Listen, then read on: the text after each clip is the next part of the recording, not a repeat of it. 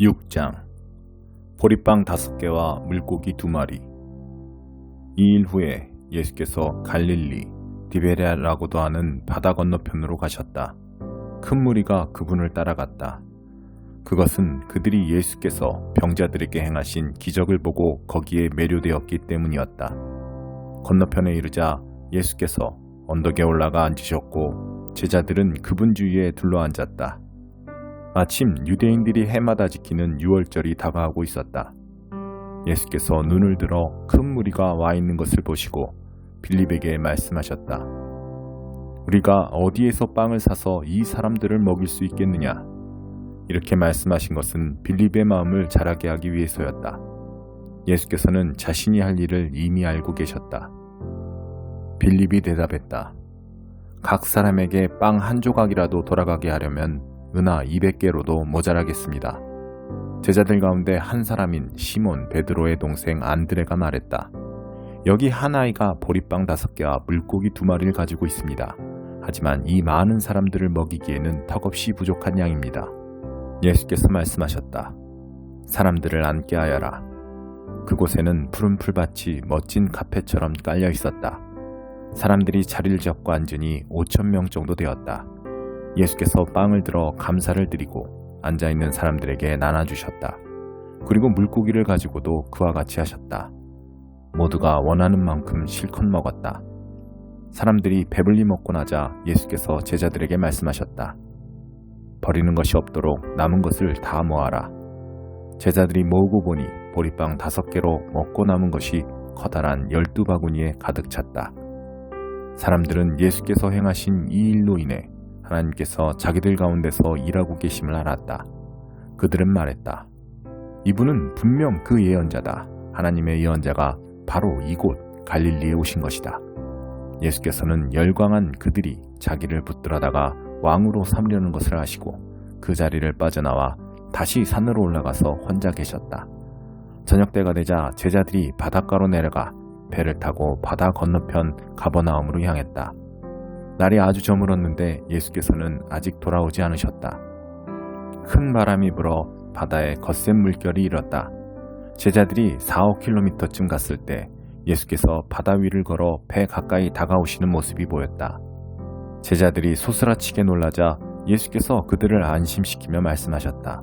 나다, 괜찮으니 두려워 마라. 그러자 제자들이 예수를 배 안으로 모셨다. 어느새 그들은 자신들이 가려고 했던 지점에 정확히 이르렀다. 이튿날 뒤에 남은 무리가 배가 한 척밖에 없던 것과 예수께서 그 배에 제자들과 함께 타지 않으신 것을 알았다. 그분을 두고 제자들만 떠나는 것을 그들이 보았기 때문이다. 그때 디베랴에서 온 배들이 주님께서 축복하고 빵을 먹여주신 곳 근처에 정박해 있었다.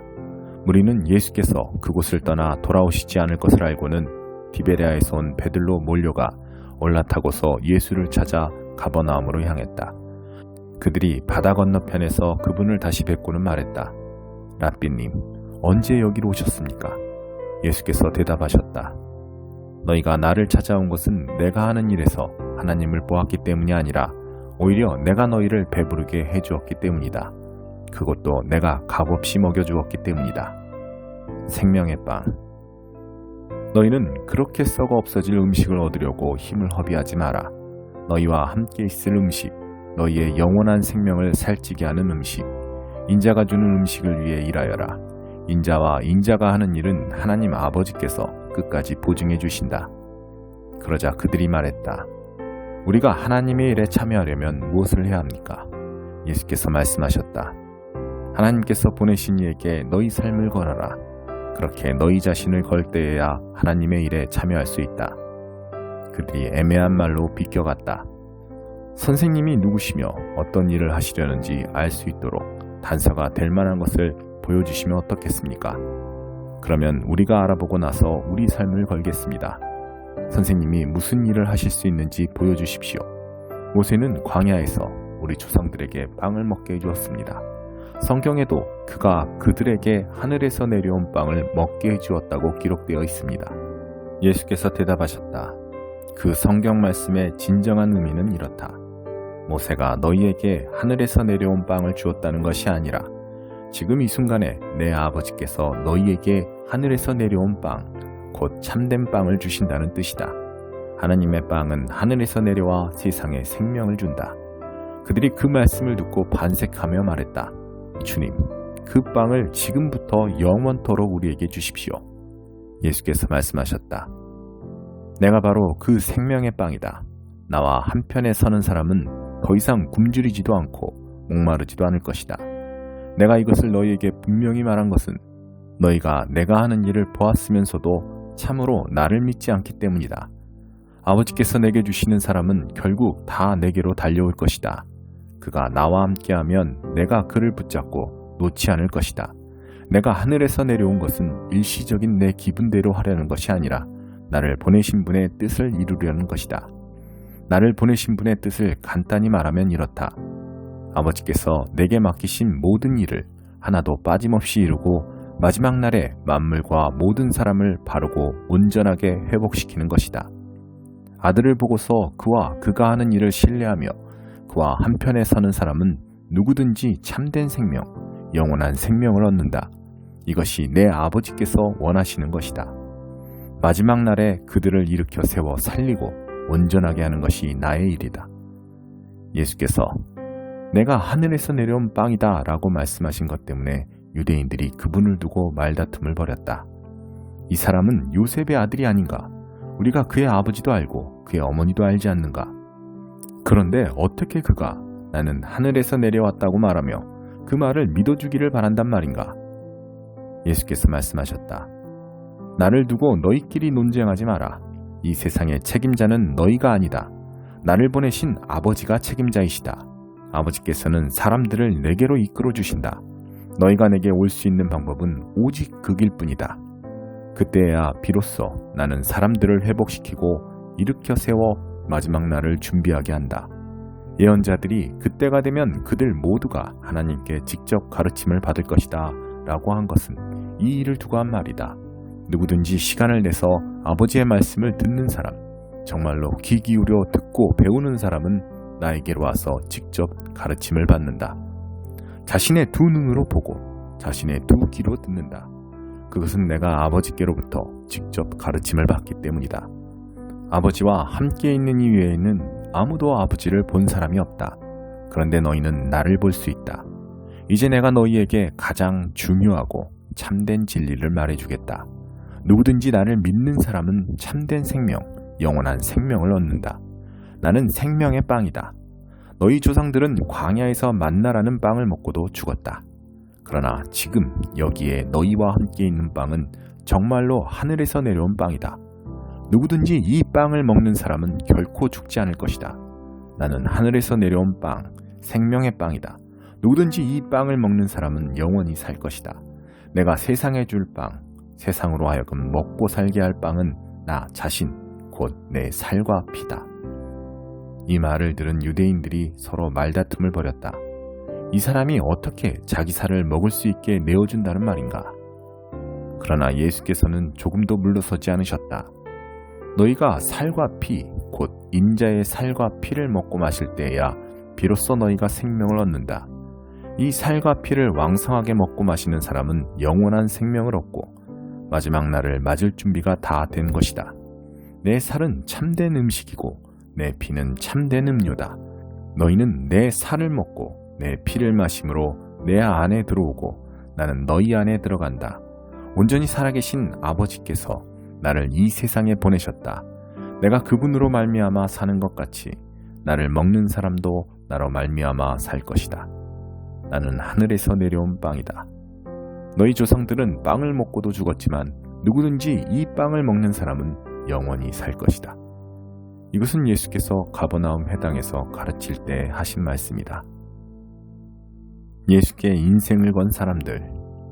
예수의 제자들 가운데 많은 사람들이 이 말씀을 듣고 말했다.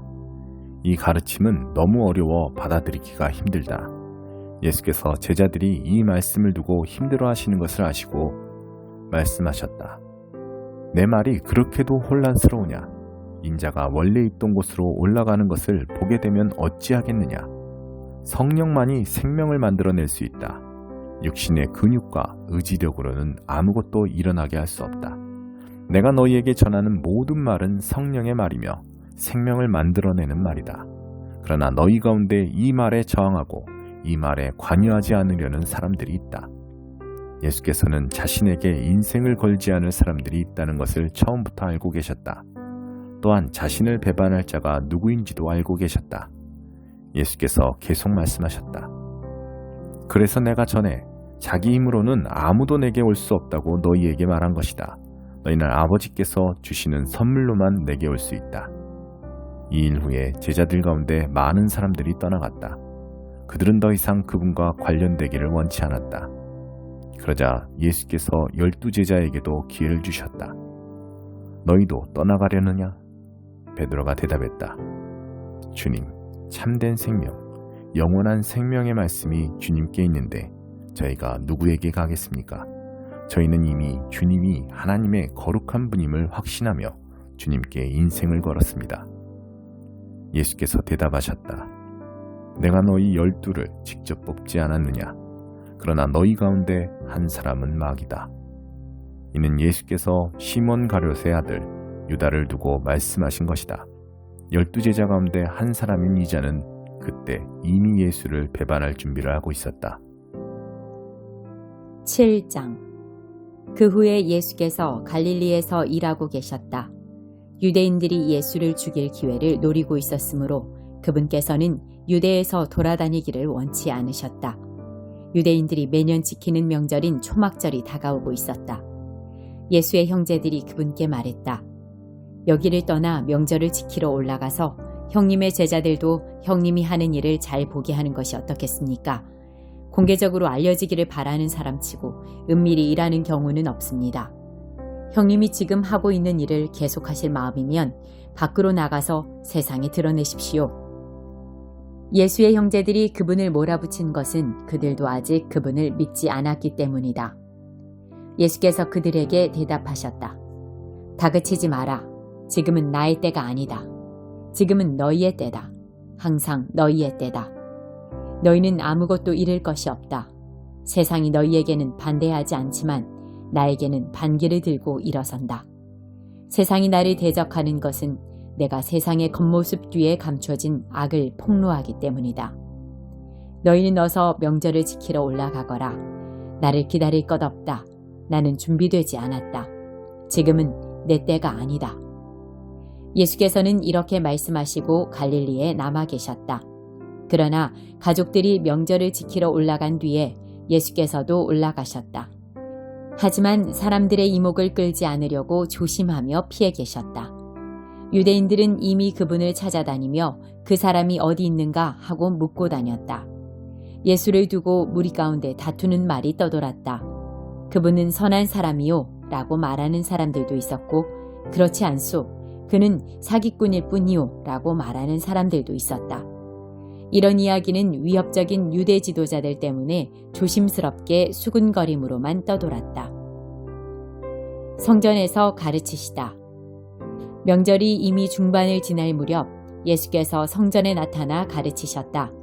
유대인들은 깊은 인상을 받았으나 당혹스러웠다. 저 사람은 교육받은 것도 아닌데 어떻게 저토록 아는 것이 많을까? 예수께서 말씀하셨다. 이 가르침은 내가 지어낸 것이 아니다. 나의 가르침은 나를 보내신 분에게서 온다. 그분의 뜻을 행하는 사람은 누구나 이 가르침을 시험해보고 그것이 하나님에게서 왔는지 아니면 내가 지어낸 것인지 알 수 있다. 말을 지어내는 사람은 자기를 좋게 보이려고 하지만 자기를 보내신 분께 영광을 돌리려는 사람은 사실을 있는 그대로 전할 뿐 진실을 조작하지 않는다.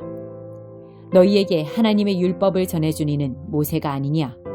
하지만 너희 가운데는 그 율법대로 살려고 하는 사람이 하나도 없다. 그러면서 너희는 왜 나를 죽이려고 하느냐? 무리가 말했다. 당신은 미쳤소. 누가 당신을 죽이려 한단 말이오. 당신은 귀신 들렸소. 예수께서 말씀하셨다. 몇 달 전에 내가 기적을 한 가지 행한 것을 가지고 너희는 지금도 둘러서서 화를 내며 내가 하려는 일을 이상하게 여긴다. 모세가 할례를 규정했고 원래 할례는 모세에게서 온 것이 아니라 그의 조상에게서 온 것이다. 그래서 너희는 안식일에도 할례를 주며 몸의 일부를 처리한다. 너희는 모세의 율법 가운데 단 한 조항을 지키기 위해 그렇게 한다. 그런데 너희는 어찌하여 내가 안식일에 한 사람의 온몸을 건강하게 해주었다는 이유로 내게 화를 내느냐? 트집 잡지 마라. 너희 머리와 가슴으로 무엇이 옳은지 분별하고 무엇이 정말로 옳은지를 따져보아라. 그때 몇몇 예루살렘 사람들이 말했다. 그들이 죽이려고 하는 사람이 이 사람이 아닌가요? 이 사람이 여기에서 공공연히 다니며 자기 마음대로 말하고 있는데 아무도 제지하는 사람이 없습니다. 혹시 통치자들도 이 사람이 메시아라고 생각하는 것은 아닐까요? 우리는 이 사람이 어디에서 왔는지 압니다. 하지만 메시아는 어디에서 오는지 아무도 모르게 오실 겁니다. 성전에서 가르치던 예수께서 그 말에 자극을 받아 큰 소리로 외치셨다. 그렇다. 너희는 나를 알고 내가 어디에서 왔는지 안다고 생각하지만 나는 너희가 생각하는 데서 오지 않았다. 또한 나 스스로 일을 시작한 것도 아니다. 나의 참된 근원은 나를 보내신 분이다. 너희는 그분을 조금도 알지 못한다. 나는 그분께로부터 왔다. 그래서 나는 그분을 안다. 그분께서 나를 이곳에 보내셨기 때문이다. 그들은 예수를 체포할 방법을 찾으면서도 그분께 손을 대지는 못했다. 아직 하나님의 때가 되지 않았기 때문이다. 무리 가운데서 많은 사람들이 믿음으로 그분께 자신을 드리며 이렇게 말했다. 메시아가 오신다고 해도 이보다 설득력 있는 증거를 내놓으시겠는가? 이처럼 선동적인 기운이 무리 사이에 흐르는 것을 보고 놀란 바리새인이 대제사장들과 한패가 되어 예수를 체포하라고 경비병들을 보냈다. 예수께서 그들을 물리치며 말씀하셨다. 나는 잠깐 동안만 너희와 함께 있다가 나를 보내신 분께로 간다. 너희가 나를 찾으려고 해도 찾지 못할 것이다. 내가 있는 곳에 너희는 올 수 없다. 유대인들이 머리를 맞대고 수군거렸다. 저가 어디로 가는데 우리가 저를 찾지 못할 것이라고 하는 겁니까? 그리스 땅으로 가서 유대인들을 가르치려는 것일까요? 너희가 나를 찾으려고 해도 찾지 못할 것이다 하는 말이나 내가 있는 곳에 너희는 올 수 없다는 말이 무슨 뜻일까요? 명절의 절정인 마지막 날에 예수께서 입장을 분명히 하시고서 큰 소리로 말씀하셨다. 누구든지 목마른 사람은 내게로 와서 마셔라. 누구든지 나를 믿는 사람은 성경에서 말한 것 같이 그 깊은 곳에서 생수의 강이 넘쳐 흐를 것이다. 이것은 그분을 믿는 사람들이 받게 될 성령을 두고 하신 말씀이다. 예수께서 아직 영광을 받지 않으셨으므로 성령이 아직 사람들에게 오시지 않았다.